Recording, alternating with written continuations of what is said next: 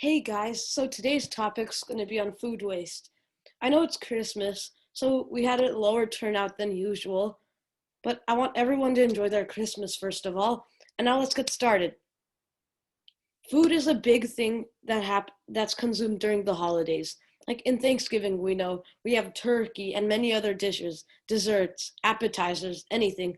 Even if you don't celebrate Thanksgiving or Christmas, many of us still have big bigger food consumption than usual because it's a time of prosperity and joy and happiness. But have you ever thought of the environmental impacts that there is when we consume this much food? And how much of this food actually ends up in the trash can? Well, this is why we're going to be learning about food waste today. And it is a very big issue, like I said before. And so, as you can see here, this is our food wastage presentation, given permission by Haramdeep Kaur, Karamjit Kaur, Kritika Gupta, Lavneet Kaur, and Ravneet Kaur. So it's on food wastage. So food wastage can be divided into several parts: food lost and food waste.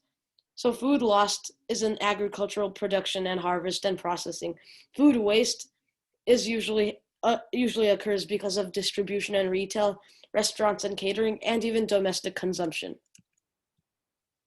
So let's get to the statistics, because you might be wondering, what's the importance of statistics?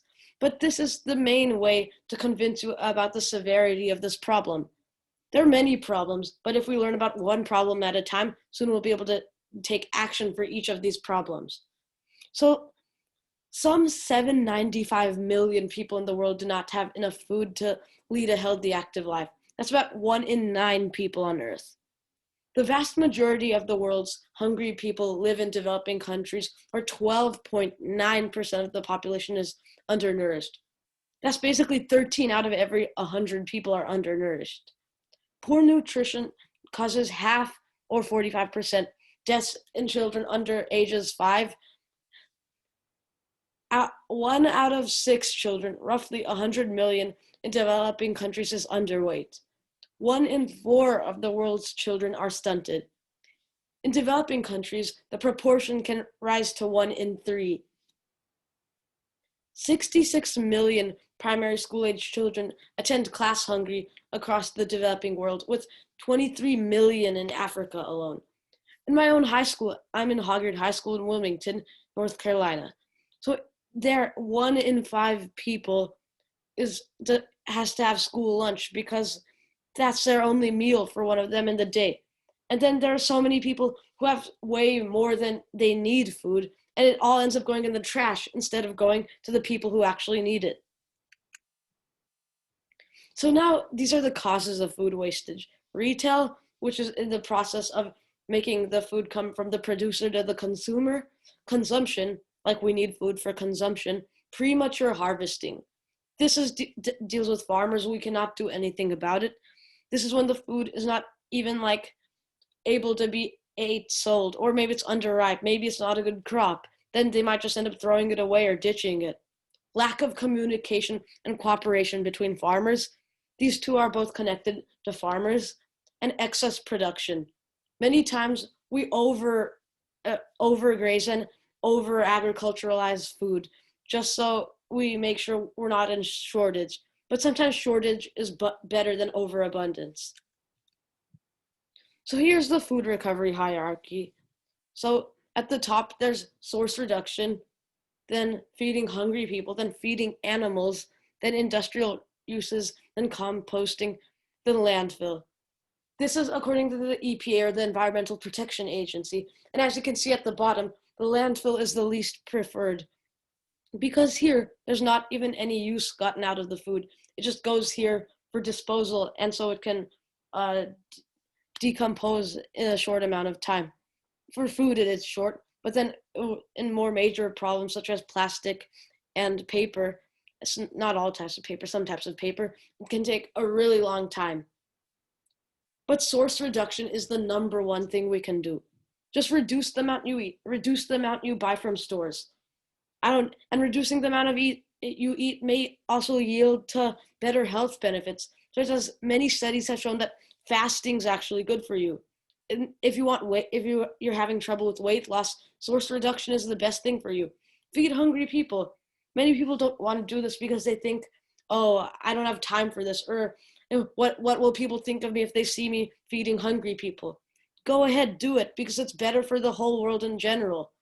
Feed animals, have a pet or something, and they're able to eat it and you don't want it. Good alternative.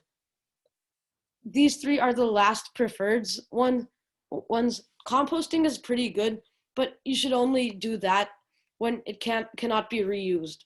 Remember, in reusing, reducing, and recycling, first best is reducing, second best is reusing, and reusing is by feeding, reducing is by the source of reduction, and then recycling can be through compost. So these are some of the consequences of food wastage. Wastage of resources, loss of soil fertility, emissions of greenhouse gases, unnecessary expenditures of fresh water, emissions of toxic gases when wasted food is buried in landfills. So I always tell you, when you do something, think before. Here it's kind of the same thing, except with food, it's think before you throw. So when you're throwing away, every day, I just want you to think about these couple of things. Does this food really need to be thrown away? Can I save it for another day? Can somebody else make use out of it? Is there a better way than throwing it away? Like, do I have compost? It's still preferable to throwing it away. So here are some other tips that are included in the think before you throw ideology. To grow crops, farmers have to plow the field. From time to time, the farmers have to sprinkle fertilizers and pesticides on his crops. When the crop is ready, the farmer has to harvest his crop. After harvesting, the farmer stores the grains in the warehouses, and you easily throw it. There's so much work that goes behind growing food. Try growing your own watermelon or fruit or something one day. My dad and I tried it once and it didn't work. The only thing we can grow are baby trees. It takes 4 steps to make and develop food. It doesn't even include selling it to grocery stores where most of us get our own food. And then we just easily throw it away. Say we have leftovers we don't want to eat. You're like, just throw it away. Is this optimal? Is this reasonable? Like, think about it. If you don't throw it away, you could reuse it for another dinner. Unless it's old or something like that, then, it's fine to throw it away, but you could still, even with old food, you could still compost it or even give it to your pet if it doesn't make them sick. Some people also live like this. You see this in the first picture over here. There's a man who's on his computer eating a burger, fries, and milkshake. Yeah, probably not the most healthy food, but as you can see, he's doing multitasking while he's eating food. This doesn't relate to the environment, but most of us don't even appreciate what we eat. Shouldn't we do that after all of these steps of work that it takes just to produce a small amount of food? Farmers do work so hard that's just so we can get food at the dinner table. That's why there's the saying, thank a farmer 3 times a day, during breakfast, lunch, dinner, or before every meal, just so you can remember how hard they've worked just so you can get this variety of food. And then some live like this. Malnourished, undernourished. Look at these kids. You can see their ribs. Some eat off the streets. If any of you were alive during the Great Depression, which I highly doubt, it was a very similar situation. No one could afford food. People were malnourished, and it's a vicious cycle. So we looked at causes, but we haven't looked at prevention of food loss and food waste. So here are some more causes, even though we've already looked at some causes. Poor storage facilities, packing, and lack of infrastructure cause post-harvest food losses in developing countries.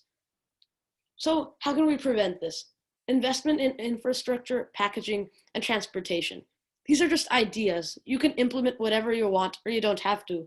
But if you do try to make some efforts in prevention, this could greatly help reduce this problem. Unsafe food is not fit for human consumption and therefore is wasted. This is what I was talking about earlier, when food is old, or maybe it's just not fit for humans. Then how can you prevent this from being wasted? Develop knowledge and capacity of food chain operators to apply safe food handling practices. If it's old, maybe make sure what's the cause of it even becoming old.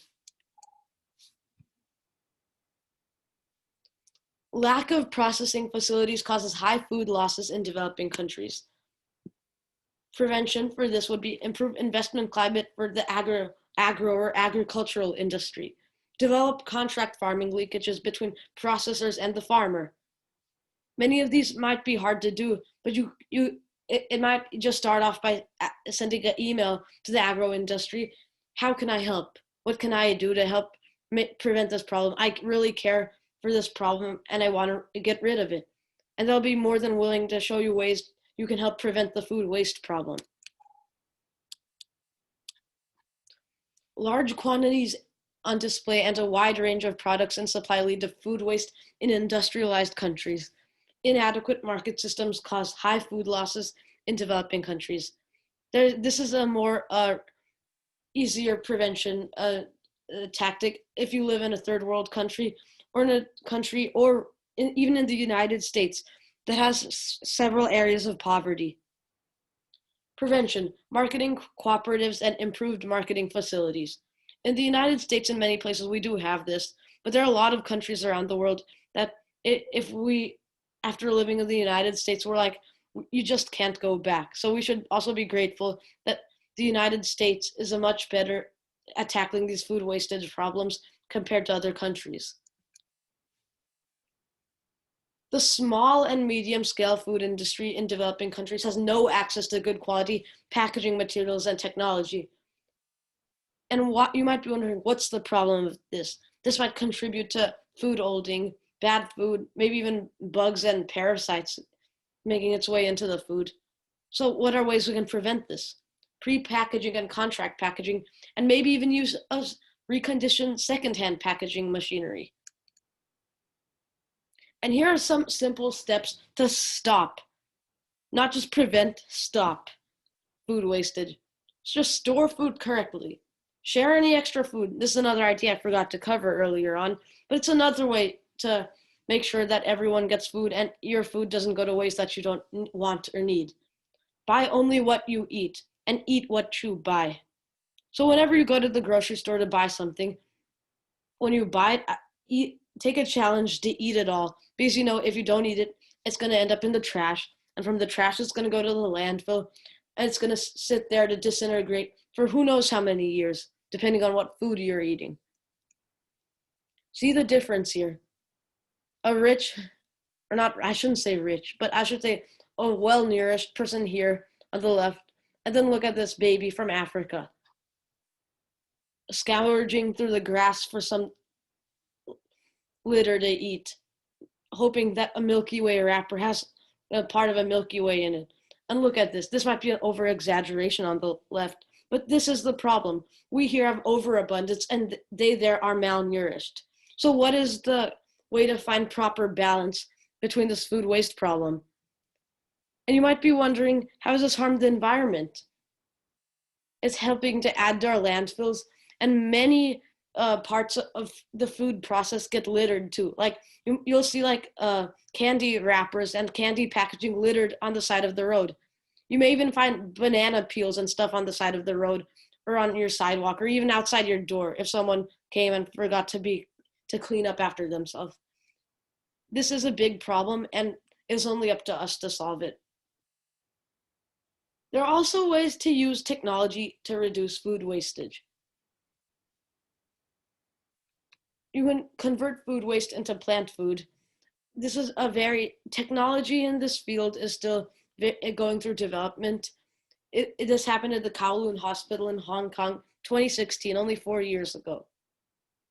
So if you want to see more of these processes, if you want to see more of this, just send me an email, or you can search it up yourself and look into it. There are many sources.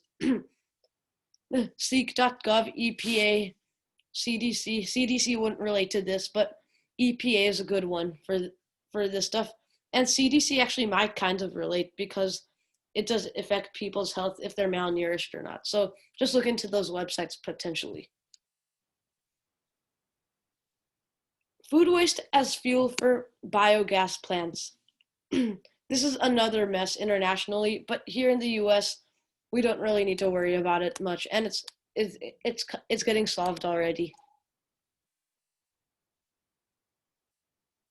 There are even apps to reduce food wastage and help feed the hungry. There's one called Pair in New York, Food Cowboy. It's partnered with USDA, EPA, FAO, WFP. 0%, which is based in Chicago. No food waste, which is in New Delhi. It's probably not going to work here because it's a New Delhi, India-based app. And Waste No Food. This is in California. So these are just some initiatives that people are taking to help food waste, to prevent food wastage and help feed the hungry. Thank you. I hope you all learned something today. And this was a very unique topic. Some customer requested it to me, who was I I work at the pumpkin patch every once in a while, and they asked me what topics would food waste be a good topic to do right now because of the holidays. I'm like, I never even thought of that. So that's it. So any topics you want, fill out the survey form on Our Beautiful Earth, or just email me at sheelpatelnc@gmail.com. And I hope you really learned something from this lesson. And please, if you haven't come to a discussion yet, please do if you're watching the recordings every time, because we get to hear lots of different insights and ideas and perspectives from different people. We had an international speaker come to us a couple, just today. He had to go because he had some other work to do, but he brought to us about how food wastage and these problems are impacting him in Africa. And we saw many pictures of this in the slideshow. So thank you all for watching this so much. And if you don't know anyone who hasn't watched these videos, webinar, or even been to a webinar, just please send these links to them, or send ourbeautifulearth.org's link to them so they can learn about environmental issues and what they can do. Thank you all, and I know that every step we make here, we're going to make a difference.